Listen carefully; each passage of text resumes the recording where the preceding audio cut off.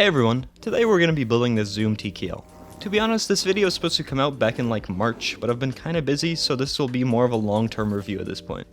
Nevertheless, the unboxing experience was probably the best I've had to date. Everything was nicely packaged and labeled, the keyboard came in a very neat carrying case that feels high quality. Keep in mind that this is somewhat of a budget board retailing for $179. The board includes a truckload of foam, the PCB is 5-pin hot swap with flex cuts and side glow RGB. I picked up the board in two colors, this really clean white and my personal favorite, the wild green. I will build them out differently so you can hear what sounds this board can make. For the back piece, I got this gorgeous mirror plate, which really likes to get scratched and collect fingerprints, so be careful. The stabs were, absolute dog shit.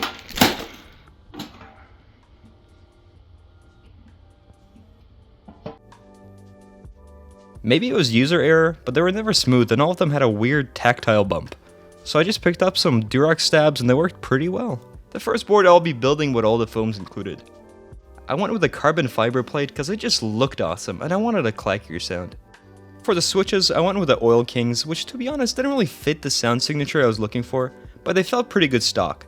Not as smooth as something like the Aqua Kings, and factory lubing was kind of 50-50, but still pretty good. They did look awesome with the carbon fiber though. For keycaps, I got my first GMK set, GMK Color Chrome, and it's a solid set, definitely not as sharp as the renders, but overall pretty happy with how it looked.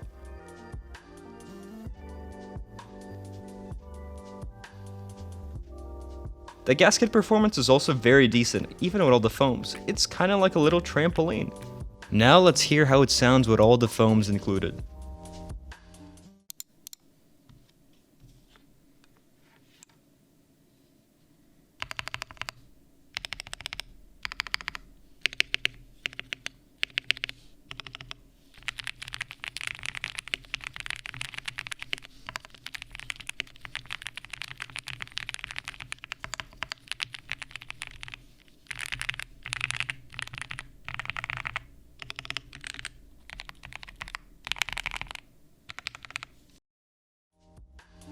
I used the wrong set of screws for my green backplate and it kinda left two little nipples on each side.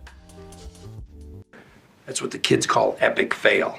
For the green board, I took out most of the foam except for the plate foam and tried taping the flex cuts to give the sound more life to it. Also, I swapped on some DCX white on black keycaps.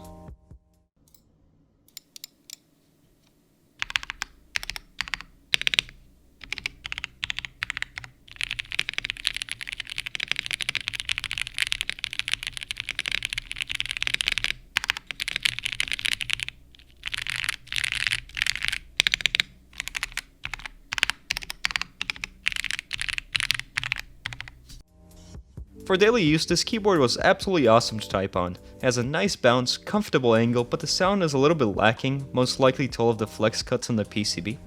From what I've heard, Millitrix promises a new PCB for the R2 version with more layout support, RGB, and hopefully no flex cuts. If this is all true, I would definitely consider picking up the R2 version, and I think it will put it ahead of its competition, like the QK80. If you enjoyed the video, please consider liking and subscribing, or I will break into your house and spit into all of your switches. Baba Booey.